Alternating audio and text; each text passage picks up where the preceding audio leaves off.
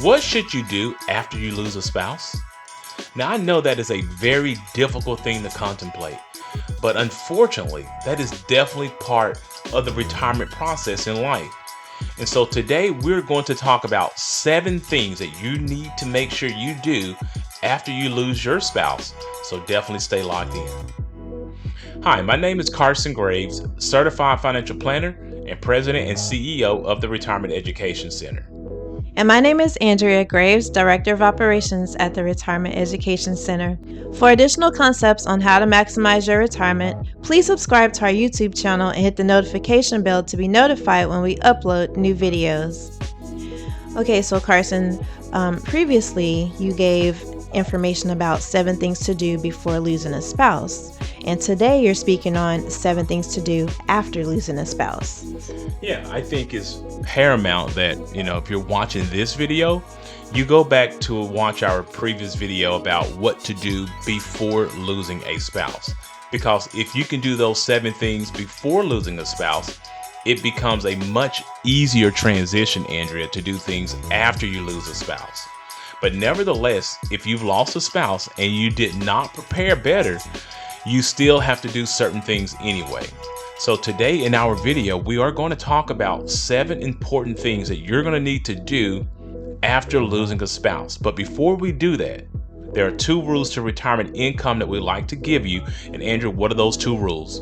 Well, rule number 1 is to never run out of money. And rule number 2 is to never forget rule number 1. All right, so let's go ahead and jump into our lesson today about 7 things that you need to make sure that you do after losing a spouse.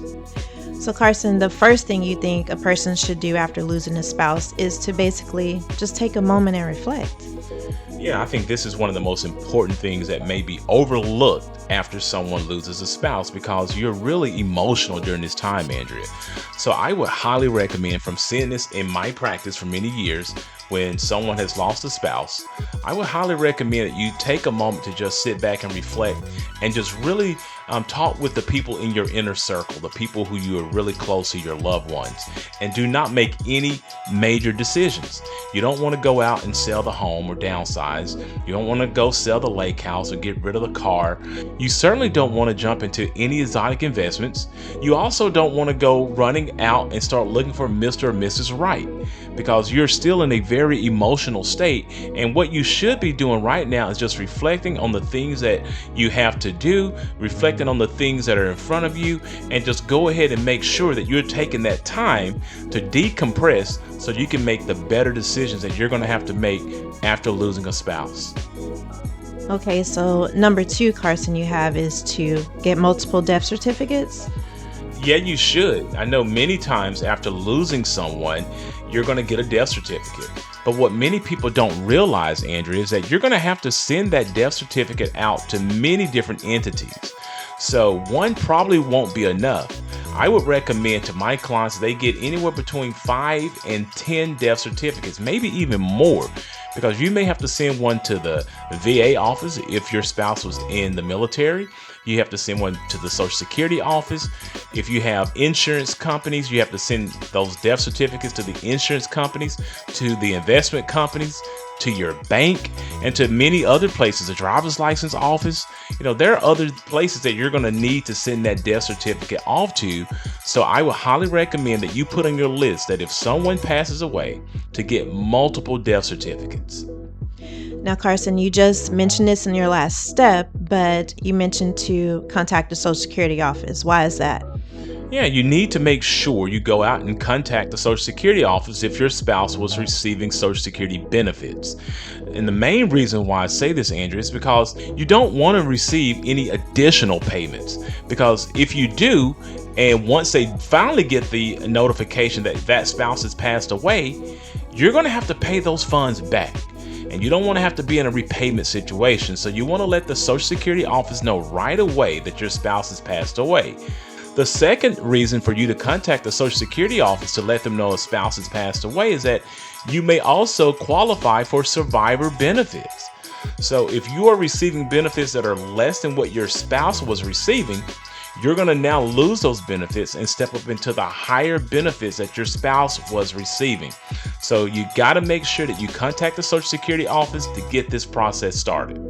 So, Carson, number 4 applies to someone who is still employed. What should someone do in this situation? Yeah, really the same exact thing that I've been telling you in this whole video. Contact that employer. Let them know that you had a spouse that passed away. We're dealing with this with a prospective client right now, Andrea, and it can be a very, very stressful situation. But you do need to contact that employer to let them know that your spouse has passed away so you can see if there are any extended benefits that are available to you and your family. You're going to have to get perhaps that HSA account transferred over into your name as a spouse. You're going to have to look at that 401k and have that transferred over to you as a spouse as well. So you must make sure that you contact that employer right away just to let them know your spouse has passed away, and they in kind will start giving you what you need in order to make sure that those transitions of your HSA accounts, your 401ks, anything like that your spouse owns will start being transitioned over to you. Well, Carson, number 5 is predicated on people taking the first video seriously that you did.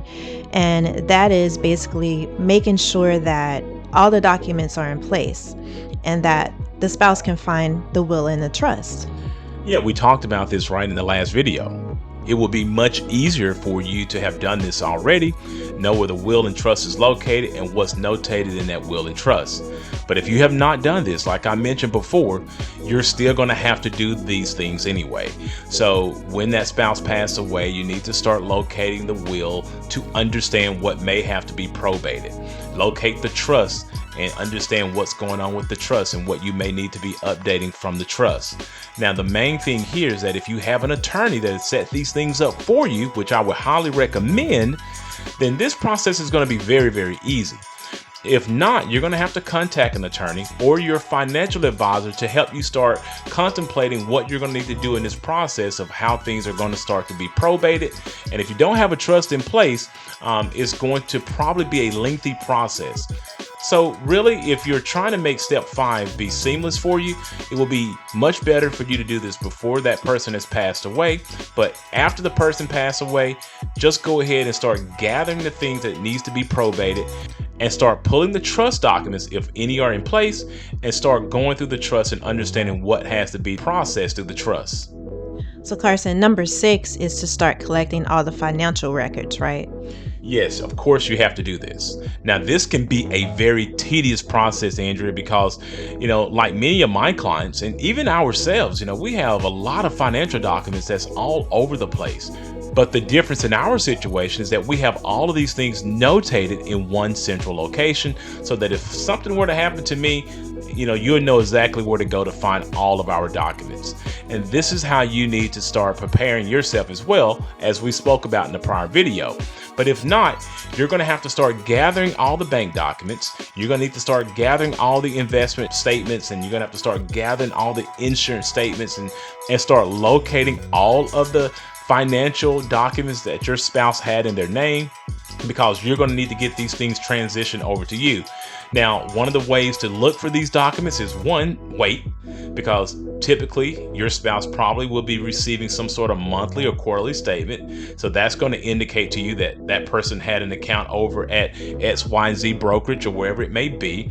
2, if that is not the case, you need to make sure that you're able to get into your spouse's email. If you can do this, that is where a wealth of information is going to come regarding what your spouse may have had in the form of investments or bank accounts or whatever it may be, or credit cards, anything of that nature. So make sure that 1, you can either get into that spouse's email. 2, if you haven't done this already, go ahead and get all these documents in a central location. And 3, you may just have to wait for those documents to come through the mail and then start contacting those companies to let them know that your spouse has passed away.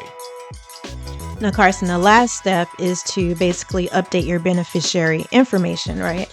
Yeah, seems like such a simple thing, but it's probably the most important factor of everything you need Right. to do after your spouse has passed away. You're going to need to remove that spouse off of the beneficiary documents. You're going to need to be adding new beneficiaries, contingent beneficiaries. You may also have to start taking people off who were previously notated as beneficiaries. But this is always important. You should continue anytime there's a change in your estate. Anytime there's a change, whether it be death, marriage, new kids, grandkids, whatever it may be, you have to make sure you're always updating those beneficiary documents, because you certainly don't want to have a net spouse left on there. You don't want to have a deceased spouse left on there. You don't want to have a disinherited kid still left into the estate. So yes, it is always important to pay attention to step 7, because this step here, if left unattended to, can really cause a lot of conflict in many estates that we've seen. So Carson, what is the moral of this video? Well, Andrew, I would simply say that, losing a loved one is very, very difficult, but not knowing what to do after that person has passed away can add to the stress and the difficulties of that particular situation. So I would highly encourage anyone who's watching this video is to write down these 7 steps and keep it for a rainy day. Thank you again for tuning in to our financial freedom video. Please note that these videos are created for educational purposes only, and that you should always seek out your own financial advisor, your own tax advisor, and your own attorney regarding your personal situation. Also, if you are looking for an independent fiduciary advisor to help you with these types of complex financial matters, we highly recommend that you utilize the links in our description below and go ahead and schedule a 1-hour free consultation with us today. After this video, please check out our other videos that will give you tips on how to maximize your retirement. And if you like this video, please give it a thumbs up, subscribe to our YouTube channel, and share it with a friend. Thanks for watching, and remember, if you have questions, we have answers.